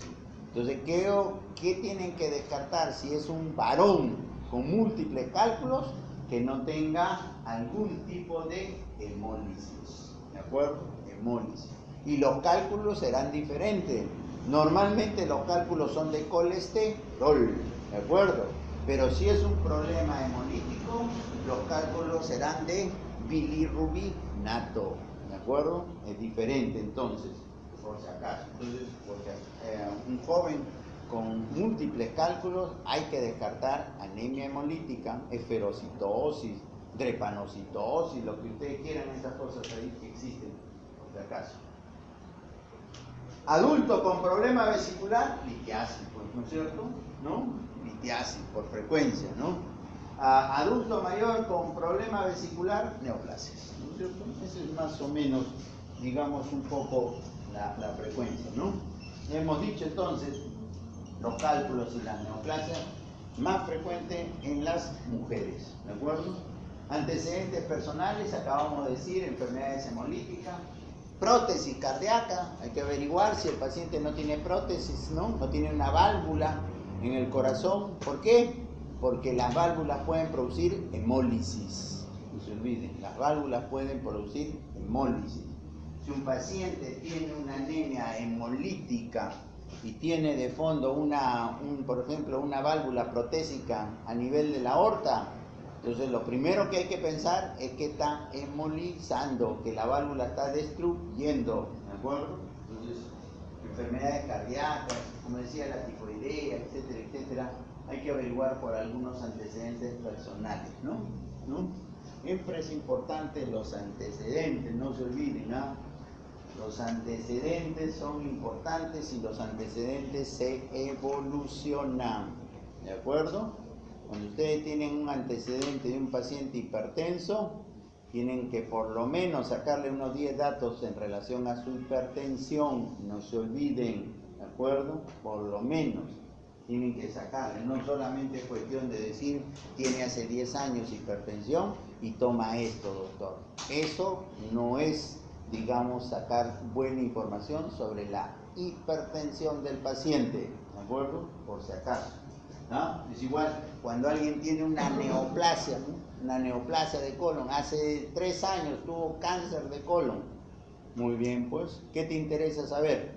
¿Qué te interesaría saber? 5 preguntas en alguien que ha tenido un cáncer de colon. Muy bien, correcto. ¿Ven cómo piensa? ¿Ah? ¿Ven? O sea, ¿ah? Cáncer de colon. ¿Qué le interesaría saber, doctora, de un cáncer de colon? ¿Ya cuándo lo operaron? Ya me operaron en el 2014. ¿Qué más le interesaría saber? Antecedentes familiares. Ya después, eso al final, sobre el cáncer del paciente. ¿Qué se está preocupando por el familiar? Primero preocúpese del paciente. ¿Qué más? ¿Qué más le interesaría saber? Por eso que las historias son malas. Por eso que solamente pone cáncer de colon y fue operado. Nada más. ¿Qué le interesaría saber? ¿Ah? ¿La anemia? ¿Se ha recibido quimioterapia? Todo tiene un orden, ¿no es cierto? Primero, ¿qué les interesaría saber con respecto al cáncer en sí? ¿Qué tipo de cáncer fue o no? ¿Qué estadio fue cuando lo diagnosticaron o no? ¿Sí o no? Claro, ¿no es cierto? Después, ¿qué más le interesaría saber? ¿Qué es lo que hicieron en la operación? Cuando sacaron, ¿no es cierto? ¿Qué tenían comprometido? ¿No es cierto? ¿Sí o no? ¿Ah? Después, ¿qué le interesaría saber? ¿Solamente le hicieron cirugía? O como dicen ustedes, le dieron quimioterapia, le dieron radioterapia, no lo sé, ¿no es cierto? ¿No? ¿Qué más le interesaría saber? 2014. Se ha vuelto, si en estos 3 años ha habido recurrencia de la enfermedad o no ha habido recurrencia de la enfermedad, o no les interesaría saber, ¿no? ¿Le interesaría saber cuándo ha sido sus últimos controles del cáncer o no les interesaría? Hace 3 meses, 4 meses, no sé. ¿No? ¿Ven cómo hay? ¿No? Pero las historias, ¿a qué se remiten? A decir, tuvo cáncer, ¿no es cierto? Y eso no es, ¿de acuerdo? Entonces no se olviden, métanse en su cabecita, esa que está media dañada, métanse en su cabecita que los antecedentes hay que evolucionarlos. ¿De acuerdo? Entonces, cuando alguien tiene hipertensión, ¿desde cuándo, hijo? ¿Desde cuándo tienes hipertensión? Muy bien. ¿Qué más? ¿Qué más? ¿Qué tomas para tu presión? Muy bien. ¿Qué más? ¿Qué más? ¿Ah? ¿Qué? ¿Te controlas tu presión o no te controlas? No, sí me controlo mi presión, doctor. ¿Cada cuánto tiempo? Cuando voy al médico. ¿Y cuándo vas al médico? Cada 3 meses. Pichón. O sea, no te controlas, pues, porque nadie cada 3 meses se controla su presión, pues, ¿no es cierto? Eso no es, pues. O sea, te da una idea, ¿no? ¿Y en cuánto es tu presión habitual? Todo eso es preguntar, de hipertensión, ¿no es cierto? ¿Tienes complicaciones por la presión? No, no tengo ninguna. ¿Por qué dices que no tienes ninguna? ¿Te han hecho estudio del ojo? ¿Te han hecho estudio del corazón, de los riñones? No, pero no tengo ninguna. Él es que mago, adivino, no tiene nada, ¿no es cierto? Entonces, si el paciente ingresó por neumonía, aprovechen pues en el hospital para estudiarle su hipertensión, ¿no es cierto? ¿Ya? Entonces, eso, por si acaso, igual, ¿no? Cuando yo digo así, hay que averiguar por antecedentes para las patologías, por supuesto que hay que averiguar, ¿no? Ya, ¿por qué viene un paciente que tiene problemas en las vías biliares, en la vesícula? Por dolor, pues, náuseas, vómito, ictericia, coluria, hipocolia, dispepsia. Cuando alguien tiene dispepsia, el problema puede ser el estómago, el problema puede ser la vesícula o las vías biliares, el problema puede ser el páncreas y el problema puede ser el duodeno, ¿no es cierto? ¿De acuerdo? Entonces, de cualquiera de esos sitios, ¿no? Dispepsia, prurito, que acabamos de decir, fiebre, algunas manifestaciones generales, sobre todo si el paciente tiene un problema crónico. Y ahí está. El dolor, entonces, el dolor clásico de la vesícula, ¿dónde se localiza? En el hipocondrio derecho, donde está la vesícula, ¿no es cierto? ¿No? Ahí. ¿no? Entonces el páncreas es más al centro, esto es acá, ¿de acuerdo? Muy bien. ¿Qué características tiene el dolor? Cólico, ¿no? Cólico, es un dolor cólico, ¿de acuerdo? Entonces es diferente al dolor del páncreas. Y ustedes tienen que decirle al paciente si es cólico o no es cólico. El paciente que ni siquiera saben qué cosa es cólico, ¿eh? Ustedes creen cólico, ¿no? Como ustedes saben todo, ¿no es cierto? Hay que explicarles cómo es el tipo cólico. ¿Cómo le explicarías a un paciente que sí es cólico? Dolor. ¿Tienes dolor? ¿Tienes dolor cólico? ¿Tienes retortijón? Sí. Da frente al paciente. ¿Tienes dolor? ¿Ven cómo se estriñe? ¿Ven? Por un detalle tan tonto. A veces ese es el problema. Doctor, ¿cómo está? El maestro, doctor Cara, ¿cómo está? ¿Cómo está, doctora? ¿Cómo está? Muy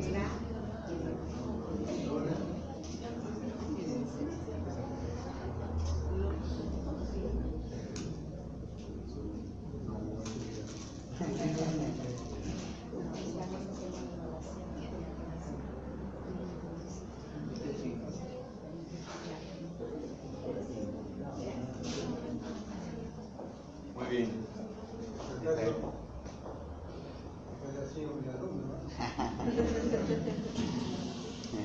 Mi maestro, el doctor Jara, al contrario, para mí es un gusto que estén acá en la clase, ¿de acuerdo?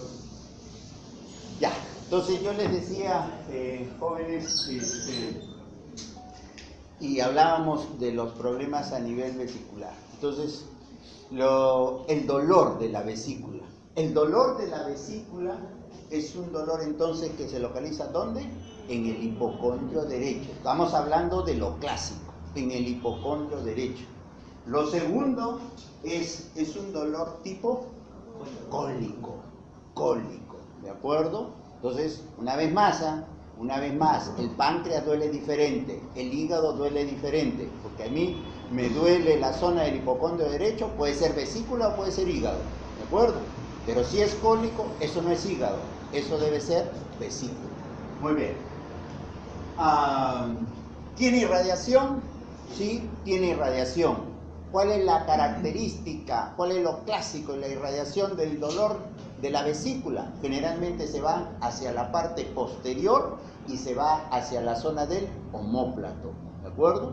Esa es la irradiación clásica. Entonces los pacientes refieren que el dolor se me va hacia atrás, se me viene hacia el hombro del lado derecho. No es la irradiación que hemos dicho de quién, del páncreas, ¿sí? Entonces, pequeños detalles nos permiten diferenciar, ¿no? La intensidad y en general para cualquier tipo de dolor puede ser muy variable, ¿no es cierto? Muy variable. Y hay pacientes pues que el dolor es tan intenso que evidentemente, y más si está acompañado de algún problema infeccioso, probablemente necesite tomar alguna conducta, ¿no? Ya saben, ¿qué cosa desencadena el dolor en un paciente? El dolor vesicular, un paciente que tiene un problema a nivel de la vesícula. Usualmente, ¿qué cosa? Una comida grasa, ¿no es cierto? Una comida grasa es lo que desencadena. Y generalmente, ¿con qué lo alivian?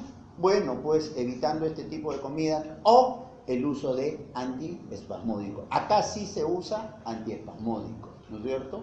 A diferencia del páncreas, porque el páncreas, como hemos dicho, usualmente no mejoran con antiespasmódicos. Hay que usar analgésicos, ¿de acuerdo? Entonces, ven, esos pequeños detalles nos permiten diferenciar, digamos, una patología de otra.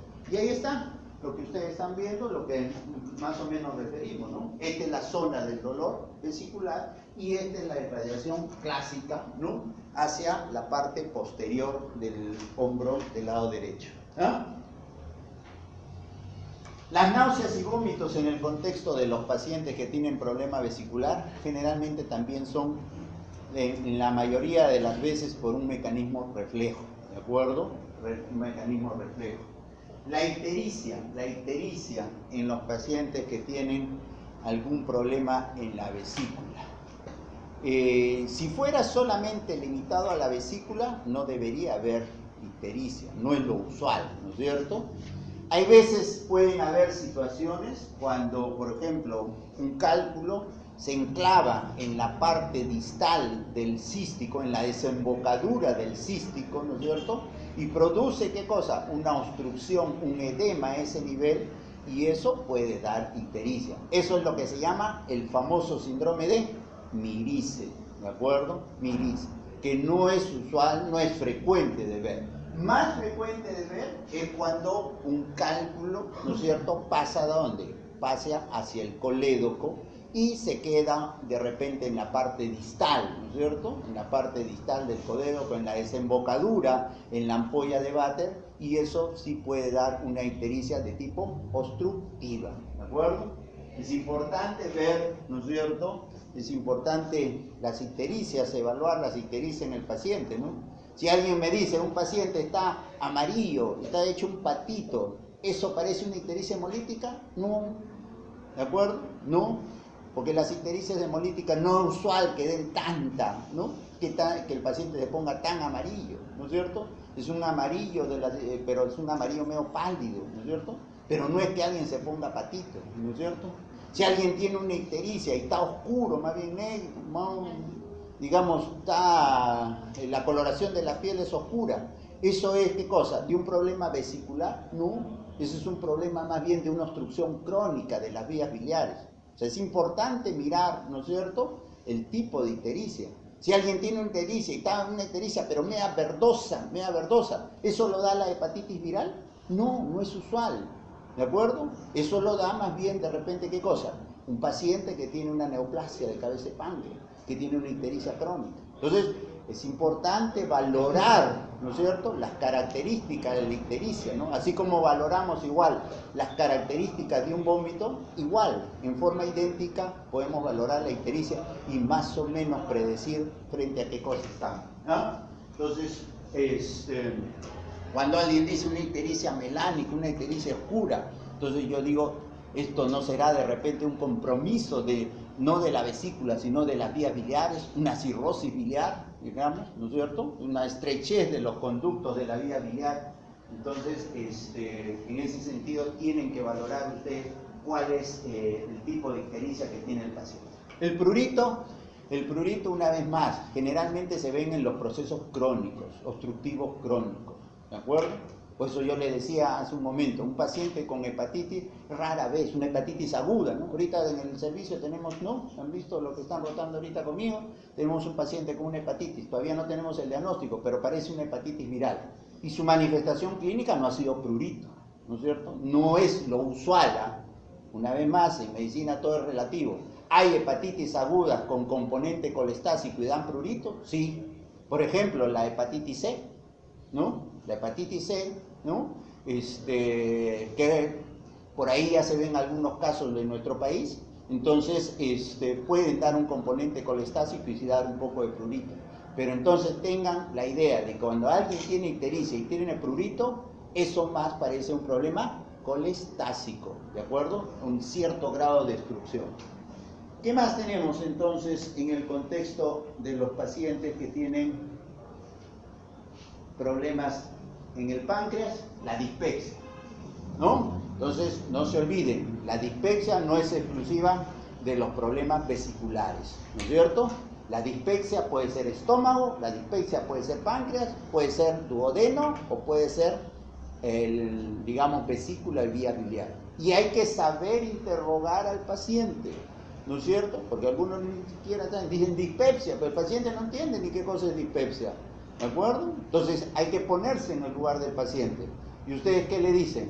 Si cuando come usted de repente alguna comida grasa, cuando come huevo, cuando come palta, siente qué cosa, que se distiende, que se hincha, entre comillas, ¿de acuerdo? Que tiene eructos, etcétera, etcétera. Eso es la forma de poder ustedes interrogar al paciente, ¿de acuerdo? ¿Ah? Tienen que ponerse una vez más en términos sencillos, que el paciente entienda lo que ustedes le quieren decir, ¿ah? Por si acaso. Y eso se ve en los problemas biliares, por supuesto. Es bastante frecuente, ¿de acuerdo? Pero no es exclusivo. La fiebre como parte de una persona que tiene un problema vesicular o de las vías biliares, generalmente se ven en los procesos agudos y sobre todo cuando hay, digamos, alguna infección sobreagregada, ¿no? Y ahorita vamos a ver. Síntomas generales, malestar, hiporexia, baja de peso. Bueno, ya hablamos de repente, si la baja de peso es muy importante, si es una persona mayor, cuidado a descartar la posibilidad ya no de algo benigno, sino de repente alguna neoplasia, ¿no? De las vías biliares o en todo caso inclusive de la vesícula. En el examen físico, ¿no? ¿Qué podemos encontrar? Normalmente la vesícula no se palpa, ¿de acuerdo? Ni las vías biliares, usted no las palpa, ¿no? En algunas situaciones, ya hemos dicho, sí pueden palparlas, ¿no es cierto? Acabamos de decir, ¿cómo se llama ese síndrome? Eso, el síndrome de Courvoisier-Terrier sí puede palparse la vesícula, ¿no? Y una vez más, ¿qué tiene que ser la vesícula? Sana. No, y usualmente es una vesícula que ustedes palpan y que no duele, y para que se haya distendido en esa magnitud, tiene que ser una vesícula sana. ¿Estamos de acuerdo? Entonces, las pacientes que tienen litiasis crónica, que tienen esclerosis de la vesícula, esos no van a tener Courvoisier-Terrier, ¿no es cierto? Entonces, en algunas ocasiones se puede palpar, por supuesto, ¿no es cierto? Por supuesto. Bueno, en el examen clínico, la inspección, facie dolorosa, dependiendo, pues, ¿no? Dependiendo de la intensidad del dolor, la ictericia, no se olviden de mirar la piel, ¿de acuerdo? Rascado, huellas, signos indirectos de que estamos frente a un problema obstructivo. Los signos de deshidratación, bueno, dependiendo, pues, si el paciente está con un cuadro agudo, ¿no es cierto? Y ha estado con náuseas, con vómitos, no ha estado comiendo bien, pueden evidenciar ustedes signos de deshidratación. A propósito, ¿cómo evalúan deshidratación? A ver. ¿Qué les han enseñado? Lo primero, muy bien, no se olviden, lo primero en un paciente con deshidratación es evaluar funciones vitales, ¿de acuerdo? Lo primero es eso.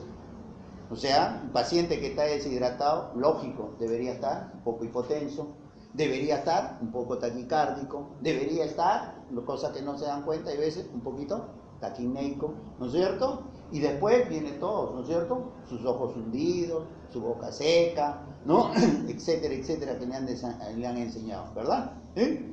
Entonces, evaluar signos de deshidratación, ¿no? Evaluar, digamos, el estado consultivo del paciente, ¿no? Si se palpa la vesícula, determinar alguna de las características que pudieran ser. El signo de Murphy, ¿no?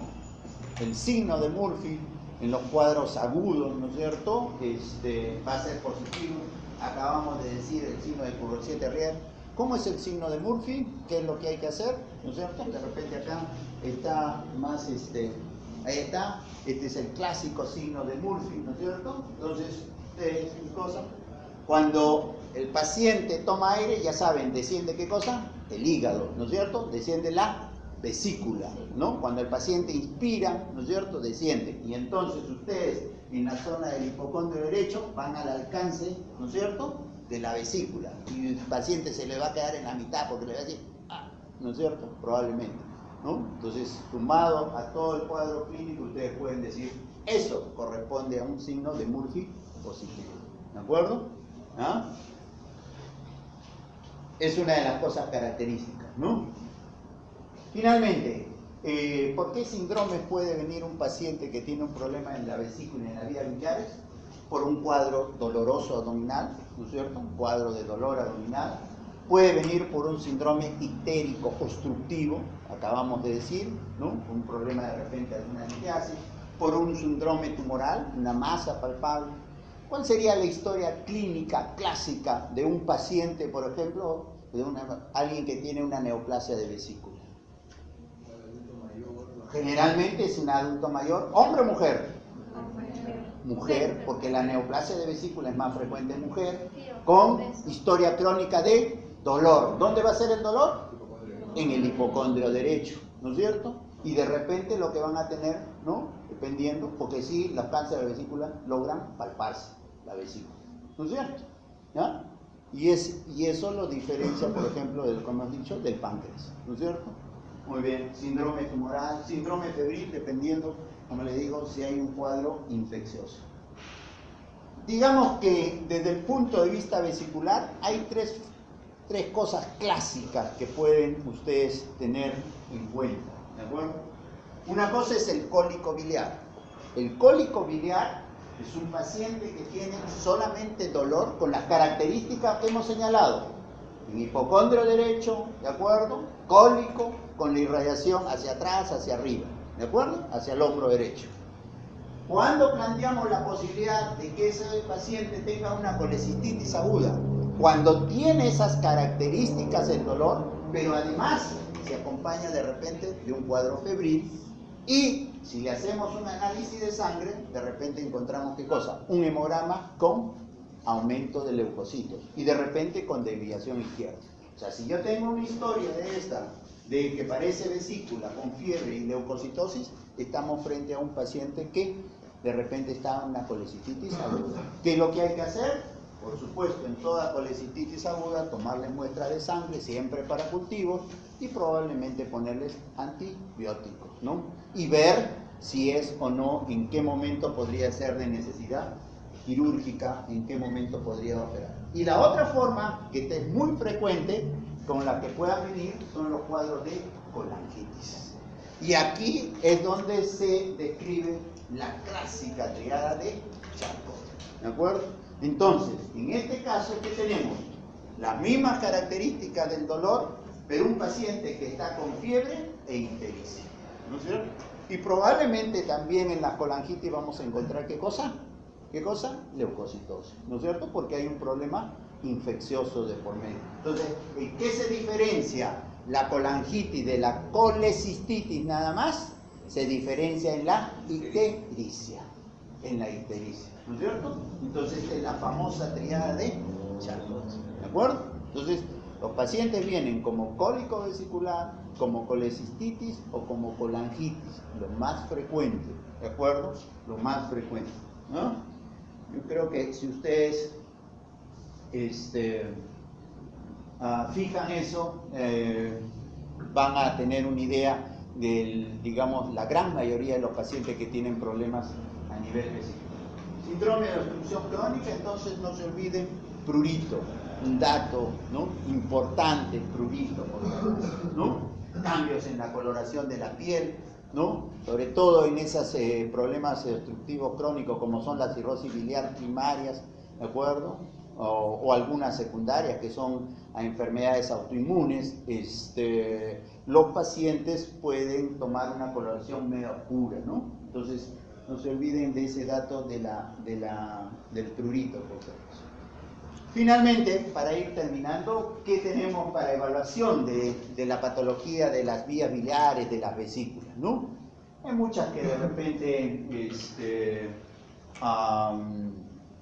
ya no se utilizan, ¿no? El doctor Jara acá no me pueda dejar mentir, que él debe haber visto muchas colecistografías, ¿no? Algo que ya ahora es historia porque ya no se usa, ya no se hace, ¿no? Pero por ahí le voy a mostrar una al doctor para que recuerde de repente unos cálculos en la vesícula. La radiografía simple de abdomen, en algunos casos pueden tener algunos hallazgos, pero digamos, ¿qué es lo que más usamos ahora para evaluar las patologías de las vesículas y las vías biliares?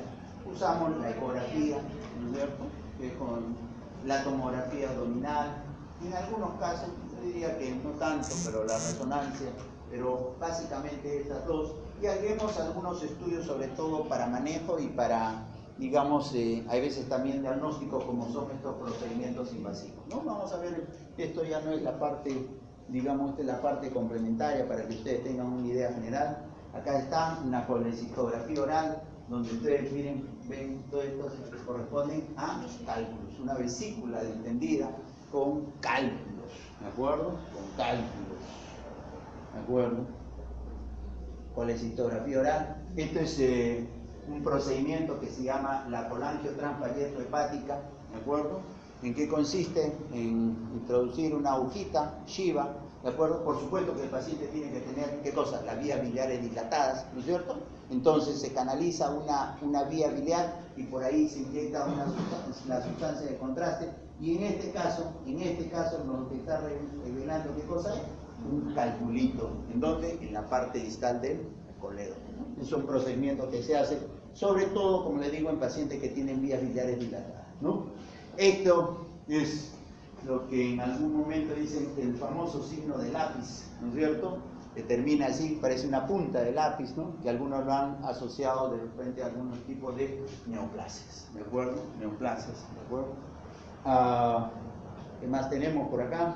Bueno, son dilataciones de la vía biliar. Esta es una de las cosas que usamos con mayor frecuencia, las ecografías, ¿no es cierto? Ahí ven, no sé si ven esta imagen acá dentro de la vesícula, eso es lo que llaman el barro biliar. El barro biliar, que en realidad, ¿qué cosa es? Múltiples cálculos, pequeñitos, ¿no es cierto? Múltiples, ¿no? Y ahí están ustedes, ¿no? Es algo, por si acaso, la ecografía, estas cosas de repente en algún momento las aprenderán, ¿no? La ecografía es mejor que la tomografía para ver qué cosa, litiasis, ¿de acuerdo? Para ver cálculos, es mucho mejor la ecografía, excepto si los cálculos están en la parte distal del coledo. Ahí sí no alcanza, digamos, no llega bien para ver la ecografía. Ahí de repente un poco más es la tomografía en ese sentido. Calculitos, para que vean ustedes todo, ya esto es para que ustedes se diviertan, mirando cálculos y cálculos. Bueno, depende, a mí me gusta la última, ¿no es cierto? ¿No? Ya es cuestión de gusto. Este es lo que hacían, ¿no? La grande cirugía que hacían, que abrían, ¿no? Cada vez se fueron achicando y ahora son puntitos nada más, ¿no? La mía es puntitos nada más, ¿no? Así que ya tengo mi laparoscópica.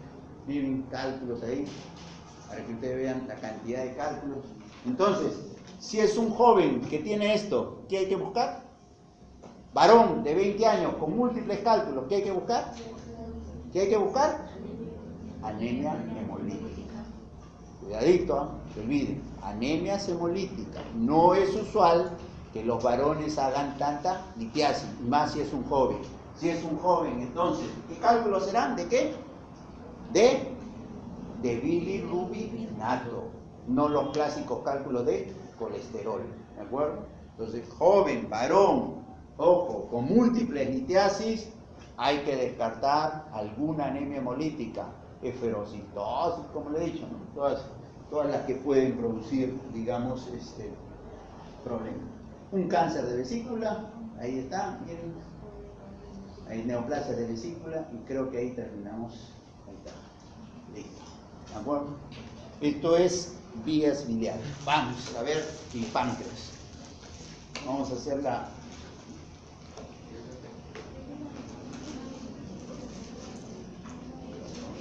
Sí. Yo dije, ¿estás quejando?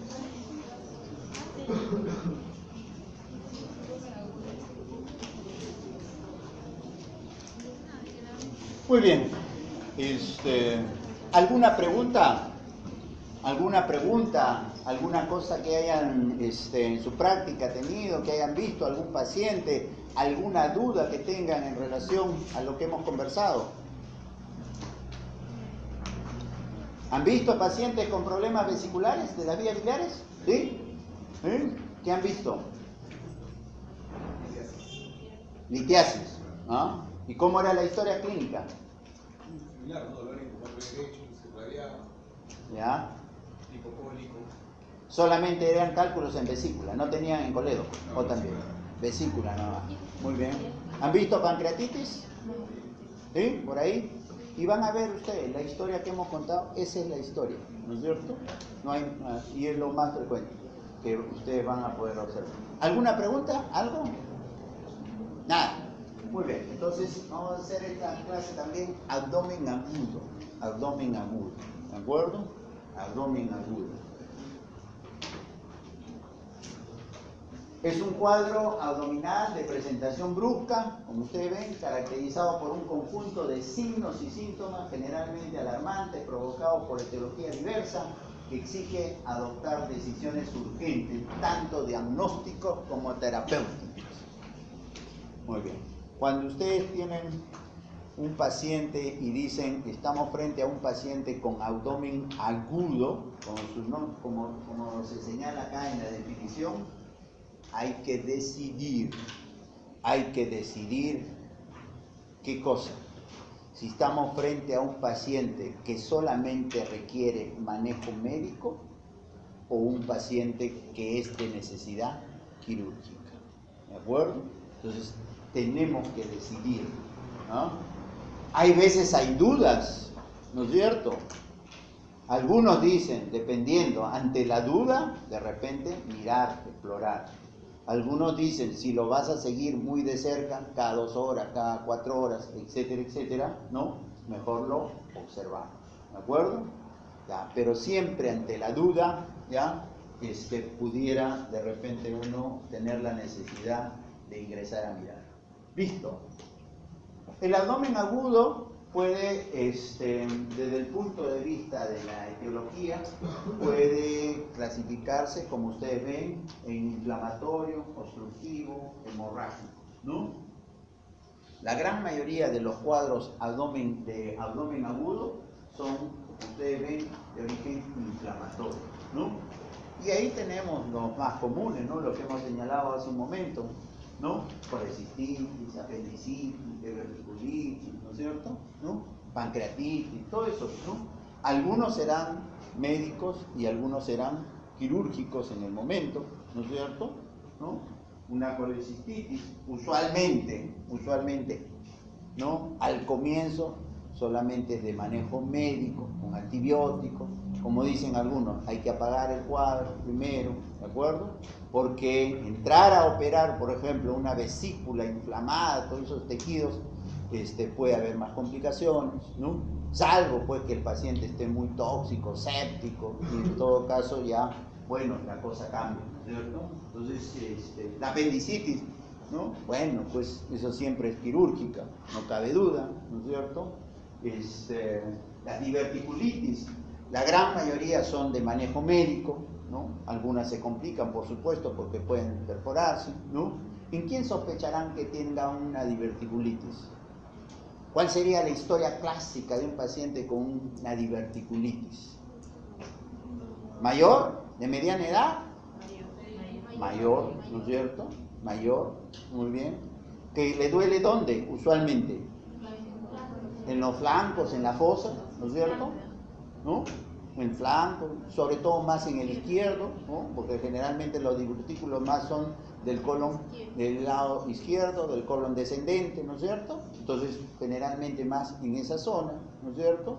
Y que de repente, pues, cursa puede haber sangrado, porque los divertículos pueden sangrar, ¿no es cierto? Pero en los casos que se inflaman, de repente puede haber fiebre, ¿no es cierto? Un hemograma, con, digamos, alteraciones. Entonces, ¿ven? Ustedes van construyendo un poco la historia, ¿no? Ustedes van viendo de alguna manera cómo puede ser el comportamiento. Obstructivo, bridas y adherencias, ¿no? ¿Qué es lo que tendrían que preguntar a un paciente si sospechan de bridas y adherencia? O evidenciarlo. Cirugía, ¿no es cierto? Cirugía, ¿no? Que es tan frecuente, ¿no es cierto? Vólvulos. Vólvulos. ¿En quién se ven clásicamente los vólvulos? Personas que tienen megacolon. ¿Y quiénes tienen megacolon? Claro, entonces es importante, por ejemplo, la procedencia, ¿no es cierto? ¿No? Hay personas que han tenido una enfermedad que se llama la enfermedad de Chagas, no sé si han escuchado, y eso puede dejar los megas, ¿no es cierto? Y entre ellos puede dejar el colon agrandado, ¿no? Entonces, y puede esto torcerse y dar golpes, ¿no? Hemorrágicos, ¿no? Las hemorragias, dependiendo, ¿no? Hemorragia digestiva alta, baja, ¿no? Ustedes ya saben, al terminar el curso, ¿ustedes qué deben saber? Construir una buena historia clínica, ¿no es cierto? Construir una buena historia clínica, saber examinar, ¿no es cierto? Una buena anamnesis, saber examinar y establecer, ¿qué? Síndromes, ¿no es cierto? Y establecer sus síndromes. Eso es lo básico del curso. Y los médicos jóvenes, siempre les señalo, eso se ha distorsionado. ¿no? Porque ahora el interno, el residente que ha terminado su carrera, sigue con diagnósticos sindrómicos, ¿de acuerdo? Cada vez se acostumbran a pensar menos, ¿no? Entonces el paciente llega a emergencia y ¿qué le dicen? Diagnóstico, hemorragia digestiva alta. Diagnóstico, hemorragia digestiva baja. A mí no me interesa que me digas hemorragia digestiva alta. A mí que me digas hemorragia digestiva alta y que por lo menos me plantees 3 causas, ¿no es cierto? ¿Cuáles son lo que tú piensas? ¿De acuerdo? Ustedes todavía están para hemorragia digestiva alta, pero ojo, cuando terminen su internado nomás, ya no están para hemorragia digestiva alta. El que está más perdido, ¿dice qué dice? Descartar ICC versus IRA, ¿no? Infección respiratoria. Ese no sabe si es corazón o es pulmón, ¿no es cierto? Está peor, ¿no es cierto? ¿Ya? Entonces no podemos llegar a eso, muchachos. Por eso insisto, y ahí me entenderán los que me tienen en la práctica, ¿en qué cosa? En anamnesis, que sigue siendo la parte vital, ¿no? No es posible, pues, que tengan una historia clínica donde el que lo recibe en emergencia tiene un tiempo de enfermedad de 2 días. El que le hace la historia en piso tiene una enfermedad que tiene 2 meses.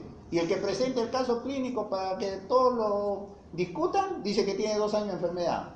¿Cómo es posible que puedan haber 3 enfermedades diferentes? 3 tiempos de enfermedades diferentes, si es un mismo paciente, ¿no es cierto? Entonces, ¿eso qué cosa es? Problemas en el interrogatorio, no se olviden, ¿ya? No se olviden, y eso varias veces nadie niega que el examen físico es importante, nadie niega, por supuesto que sí, pero no es por nada, ¿no? Pero después de examinar 20 hígados, no me digas que no sabes palpar un hígado, ¿no es cierto? Eso es más fácil, eso lo van a lograr, por supuesto, pero las anamnesis, el interrogatorio, el saber preguntar, cómo interrogar a un paciente con antecedente de hipertensión arterial, eso no está en los libros, ¿ah? Eso tienen que aprenderlo, no está, ¿de acuerdo? Las técnicas, un punto, como digo, un Murphy, ¿cómo no lo van a aprender? Eso es fácil, ¿de acuerdo? Entonces, esto es lo que tienen que ustedes sacar, por si acaso. Muy bien, vamos. Abdomen agudo no quirúrgico, ahí están algunas de las cosas más frecuentes, ¿no? Por supuesto que la lista puede ser más larga, ¿no? Un cólico renal, ¿sí? Por supuesto, ¿no? Colecistitis agudas, úlceras, salpingitis, hay que tener cuidado con las damitas, ¿no es cierto? Confunden, ¿no? Hay veces, pues, ¿no? Diverticulitis, pancreatitis, ¿no es cierto? Y los cuadros de abdomen agudo quirúrgico más frecuentes, las apendicitis, las hernias, etcétera, etcétera, etcétera, ¿no? Ahí tienen ustedes la lista, digamos, o una lista de los más frecuentes, podemos decir, ¿no? Entonces, en la anamnesis de un paciente que viene con un abdomen agudo quirúrgico, debemos evaluar en primer lugar el tiempo de enfermedad, ¿no? El tiempo de enfermedad. Eso nos puede orientar, por supuesto, si estamos frente a un abdomen quirúrgico o no quirúrgico, ¿no? Nadie tiene una apendicitis con 6 días de evolución, pues, ¿no es cierto? Y que el abdomen todavía sigue siendo blando, pues, o doloroso, pero no es un abdomen peritoneal. Eso no va a plantear una apendicitis, ¿no? Por más que el problema esté en una fosa ilíaca derecha, ¿no es cierto? ¿No? Entonces,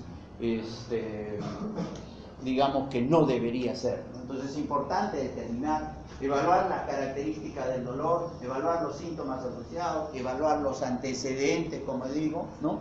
Y ahí vamos a señalar algunas de estas cosas, ¿no?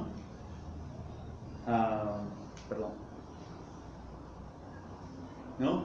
Antecedentes, entonces, ¿no?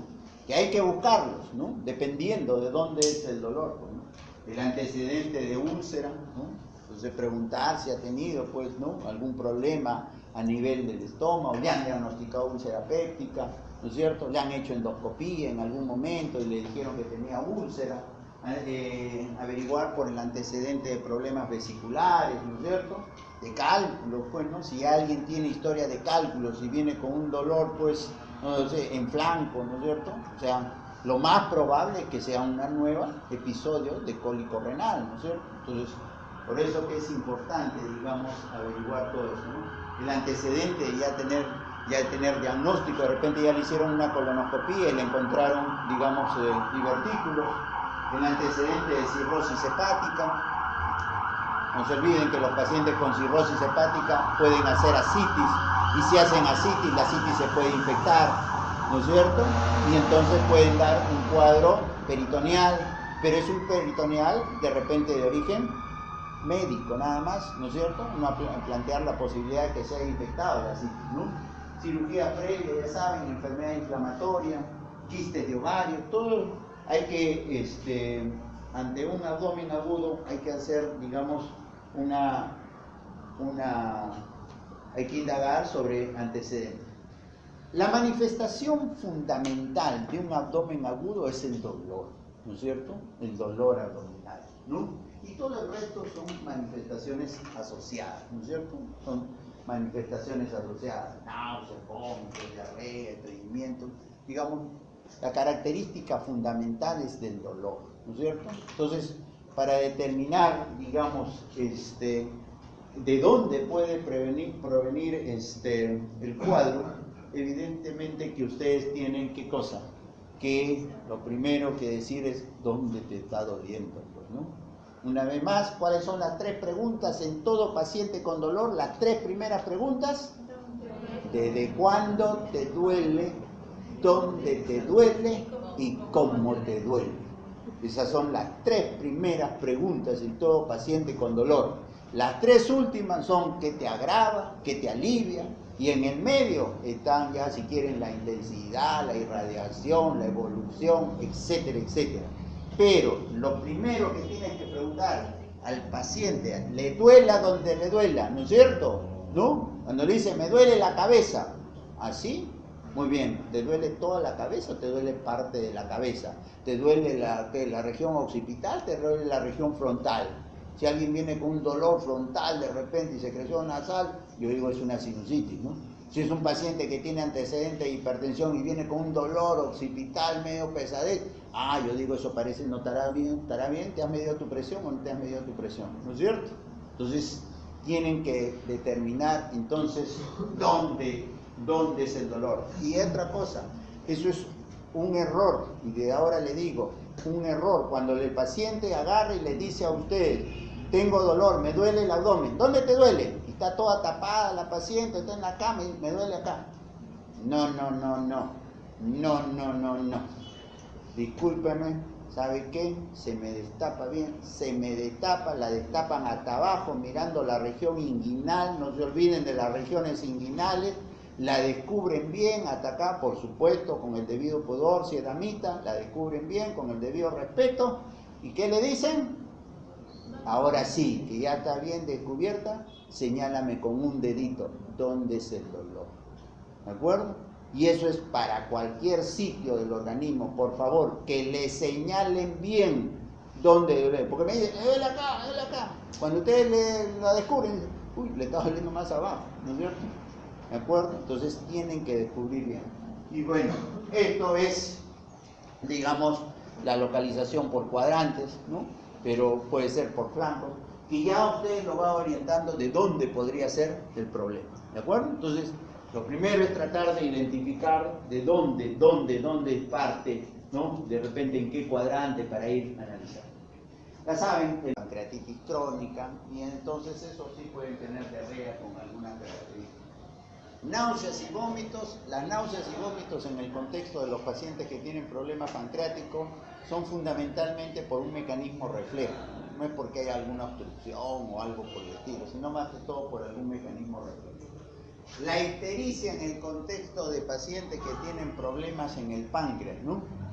No se olviden que la vía biliar, o sea, el colédoco, atraviesa la cabeza del páncreas, ¿no es cierto? Entonces, cualquier problema en la cabeza del páncreas, ¿no es cierto?, puede ahogar la vía biliar y eso condicionar, ¿qué cosa? Una ictericia de tipo obstructivo, ¿de acuerdo? O, de repente, ¿no?, lo más frecuente, un paciente, como decíamos, tenga un problema vesicular, un problema de cálculo, de litiasis, ¿no? Y alguno de esos cálculos pase a través del colédoco y se enclave de repente en la ampolla de Vatel y entonces puede dar ictericia, ¿no? Pero fundamentalmente, si dependiera del páncreas, como les digo, es problemas sobre todo a nivel de la cabeza, del páncreas, ¿no? Los síntomas constitucionales, ¿no? Como la baja de peso, la hiporexia, ¿no? Usualmente son más evidentes, sobre todo en el contexto de alguna enfermedad crónica.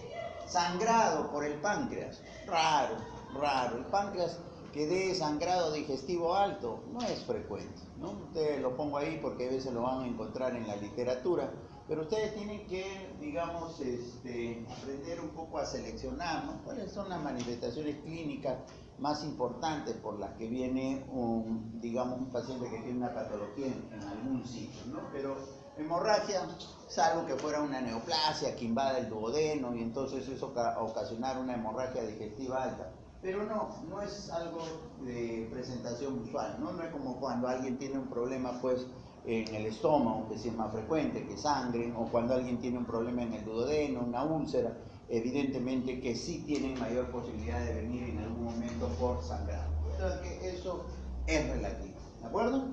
Entonces, vamos a hablar algo del dolor pancreático, ¿de acuerdo? Y ya saben, ¿no? Y creo que con mis alumnos hemos comentado, cualquier tipo de dolor tiene que tener un buen interrogatorio, ¿no? Y el interrogatorio los va a orientar a ustedes de dónde puede ser el problema, ¿no? Siempre les digo que no todo duele igual, ¿no es cierto? No todo duele igual. Una cosa es como duele el hígado, otra cosa es como duele la vesícula, otra cosa es como duele el páncreas, otra cosa es como duele el vaso, ¿de acuerdo? Cómo duele el intestino, ¿de acuerdo? Entonces, ustedes tienen que, al final del curso, aunque ya se le están pasando como 3 capítulos, creo que todavía no saben interrogar muy bien, pero al final del curso deberían, pues, ustedes saber interrogar para decir, esto me parece que viene de este sitio. Hay que preguntar ¿por qué puede tratarse de qué cosa? De una enfermedad crónica del páncreas, ¿no? Las pancreatitis crónicas están usualmente asociadas a personas, pues, que son bebedores crónicos, ¿no es cierto? Entonces, es importante en ese sentido, digamos, averiguar. Traumatismos abdominales, cirugía, fibrosis quística es una enfermedad, digamos, que tampoco se ve mucho acá en el Perú, pero sí en otros países, ¿no? Las hiperlipidemias, ¿no? Hay sobre todo hipertrigliceridemias, ¿no? Que pueden desencadenar problemas infecciosos, ¿no? No cualquier hiperlipidemia, no cualquier hipertrigliceridemia, ¿no? Generalmente son personas que tienen algunas enfermedades, digamos, del metabolismo, de los lípidos, ¿no? En algunas enfermedades familiares. ¿Y qué hacen? Pues que de repente manejen, ¿qué cosa? Triglicéridos por encima de 1000, 1500, ¿no? O sea, para que alguien tenga una pancreatitis por triglicéridos, digamos, elevados, deben ser muy altos, ¿no? El hiperparatiroidismo, la hipercalcemia, ¿no es cierto? También pueden dar, digamos, afecciones a ese nivel. Las paperas, ¿no? Un niño que venga, pues, con una historia de dolor abdominal, que sugiera ser un problema pancreático y que además tiene un par de glándulas parotídeas aumentadas de tamaño, bueno, pues ustedes lo primero que van a pensar es que puede ser una complicación de esta enfermedad, ¿no? La triada clásica de complicaciones de la parotiditis es meningitis, ¿no? O meningoencefalitis, ¿no? Pancreatitis y orquitis, ¿no? Son las 3 complicaciones que tienen los niños que pueden tener parotiditis, ¿no? Medicamentos, hay que averiguar, por supuesto, ¿no? Por medicamentos. Los pacientes, por ejemplo, que toman el tratamiento para el VIH, ¿no? Algunos de los medicamentos producen pancreatitis, ¿no? Es más, hemos visto tilanosina, por ejemplo, es un medicamento clásico. Ya no se usa mucho, pero es un medicamento clásico que podría dar cuadros de pancreatitis, ¿no? Entonces, es importante, como cualquier enfermedad, sacar, pues, los antecedentes que pudieran relacionarse a algún problema en el páncreas. ¿Listo? Ya. Y antecedentes familiares, como decía, hay algunas enfermedades raras que son autosómicas recesivas, que no vemos mucho, ¿verdad? Por acá no tenemos mucho fibrosis quística. Hay pancreatitis crónicas recidivantes que tienen, como les digo, un cierto componente hereditario, pero no es lo más frecuente, ¿no? No es lo más frecuente. Bueno, Entonces, ¿por qué manifestaciones clínicas va a venir un paciente que pudiera tener un problema en el páncreas? Y ahí está, ¿no es cierto? El dolor probablemente sea la manifestación más importante de un paciente que tiene un problema en el páncreas, no sea agudo o sea un problema crónico, ¿no es cierto? O sea un problema crónico, ¿no? Diarrea, ahorita vamos a comentar algo de cada una de esas cosas, pero diarrea en relación al páncreas generalmente no son en cuadros agudos, ¿no? Sino se ve más en personas que tienen desde el conducto de Wilson, ¿no es cierto? El conducto principal del páncreas, como les digo, a veces se unen, ¿no?, con la vía biliar y desembocan finalmente en la famosa ampolla de Barker, ¿no? Entonces ahí tienen un poco sobre la anatomía, digamos, de este órgano. ¿Listo? Muy bien, entonces, ¿qué datos pueden ser importantes desde el punto ya de vista ya de del interrogatorio de un paciente que tiene un problema en el páncreas? La edad, ¿no? Hay algunas situaciones clínicas que pueden darse dependiendo de la edad, ¿no? En general, en niños no es tan frecuente la patología a nivel del páncreas, pero existen enfermedades raras, ¿no es cierto?, como la mucoviscidosis, ¿no?, que es una enfermedad que tiene que ver con la secreción fundamentalmente de sodio y que permite la acumulación de secreciones en diferentes órganos, ¿no? Fundamentalmente uno de ellos puede ser el páncreas, ¿no? Entonces da cuadros inflamatorios a ese nivel. En el adulto, ya lo que yo les comentaba, fundamentalmente pues los cuadros de pancreatitis, ¿no?, de pancreatitis aguda o pancreatitis crónica, ¿no? Y en el adulto mayor el cáncer de páncreas, ¿no? El cáncer de páncreas pues usualmente se ve, como se señala ahí, por encima de los 60 años, o sea, no es usual ver cáncer de páncreas en personas jóvenes, por si acaso, ¿no? Desde el punto de vista del sexo, la pancreatitis y el cáncer creo que ustedes deben haber escuchado que es más frecuente en los hombres, ¿no? Cuando hablemos ahora de los problemas de las vías biliares, más bien el cáncer de vesícula y los problemas biliares son más frecuentes en las mujeres, ¿no? O sea, cada uno tiene de alguna manera su orden, ¿no? Algunos datos más en relación al páncreas. Importante los antecedentes, ¿no? Los antecedentes, porque de repente ya no permiten orientar si adicionalmente viene con un cuadro sugerente pues de que la afección puede estar localizada en el páncreas. Entonces, como todas las enfermedades, siempre es importante averiguar por algunos antecedentes que pudieran existir, ¿no? Si un paciente viene pues con un antecedente de llegar a tener cálculos en la vesícula, ¿no es cierto?, litiasis, problemas a ese nivel, y ahora viene con un dolor que tiene la característica, como vamos a ver, del compromiso pancreático, evidentemente que uno va a decir que la primera posibilidad esté en relación de cosas con lo que llaman una pancreatitis biliar, ¿no es cierto? Una pancreatitis biliar, probablemente pensando en qué cosa, que de repente un cálculo pasó al colédoco, ¿no? Y al final de repente dio una cierta obstrucción y eso ha condicionado pues en forma retrógrada un proceso inflamatorio del páncreas, ¿no? Es importante el antecedente para el alcoholismo crónico.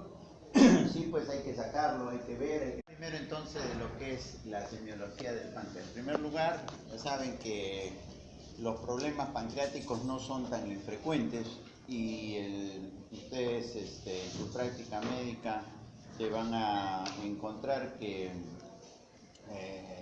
con relativa frecuencia van a haber pacientes que llegan a una emergencia de repente por un problema de un dolor abdominal y que termina finalmente siendo un problema, una pancreatitis aguda, ¿no? O de repente pacientes que tienen problemas en las vías biliares y que también como consecuencia, como una obstrucción, sobre todo en la parte distal, van a tener problemas inflamatorios en el páncreas. O sea que eso no es algo que sea, digamos, infrecuente, ¿no? Y por lo tanto ustedes tienen que saber cuáles son las características por las que puede venir una persona pues y y ustedes tienen que sospechar de que se trata de un problema de ese nivel, ¿ya? Bueno, algunos datos, digamos, anatómicos del páncreas. Ya saben, es una glándula retroperitoneal anexa al tubo digestivo, ¿no? Normalmente el páncreas no se palpa, ¿no? Uno no lo puede tocar el páncreas, ¿no? Y muchas veces de las estructuras o la patología abdominal o digestiva, muchas veces nos valemos básicamente de la historia clínica, ¿no? Porque a veces el examen físico no apoya mucho, ¿no? En algunos casos sí, ¿no? Pero usualmente entonces el páncreas no es una glándula que ustedes la puedan palpar, ¿verdad? En algunas ocasiones, por supuesto que sí. Ocupa sobre todo la zona del epigastrio, ¿no? Y como es lógico, la mayor parte, digamos, sobre todo la cabeza y el cuerpo están en la zona del epigastrio, ¿no? Y por lo tanto, el dolor pancreático va a ser referido fundamentalmente en esa zona, ¿no? Como vamos a ver. Y parte del hipocondrio izquierdo, donde está la cola, ¿verdad? Más o menos está proyectado hacia atrás, hasta la primera, segunda vértebra lumbar. Ahí están algunas características del tamaño, del peso, etcétera, etcétera, de esta glándula, ¿no? Algunas cosas adicionales importantes para que ustedes entiendan un poco de la semiología del páncreas, ¿no? Ya saben que la cabeza está rodeada, ¿por qué? Por el duodeno, ¿no? Está rodeado sobre todo por la segunda porción duodenal, donde desembocan los dos conductos más importantes del páncreas, que son el conducto de Wilson y el Santorini, ¿no? Por lo tanto, ya saben entonces,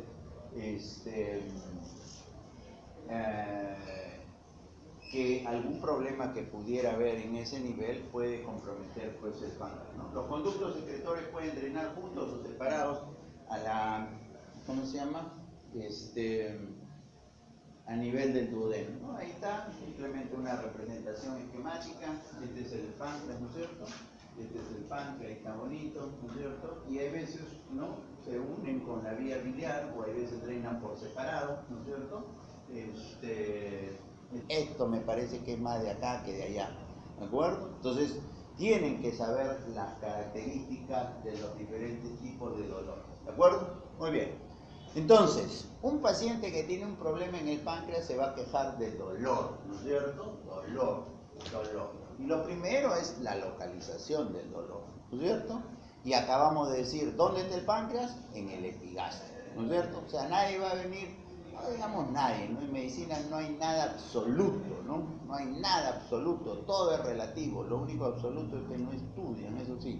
Eso es absoluto, pero en medicina en general no hay nada absoluto. Pero es muy difícil pues que alguien venga con un dolor pancreático y me refiera a que el dolor está en la región periumbilical o en alguno de los flancos, no es lo usual, ¿de acuerdo? Entonces, si un paciente tiene un problema en el páncreas, lo lógico es que se queje de dolor, ¿dónde? En el epigastrio, ¿de acuerdo? En el epigastrio, o ¿para dónde se va el páncreas? Un poquito para el lado izquierdo, ¿no es cierto? En el epigastrio o un poco hacia el hipocondrio izquierdo, ¿no es cierto? Ese tiene que ser el sitio, no hay más, ¿no es cierto?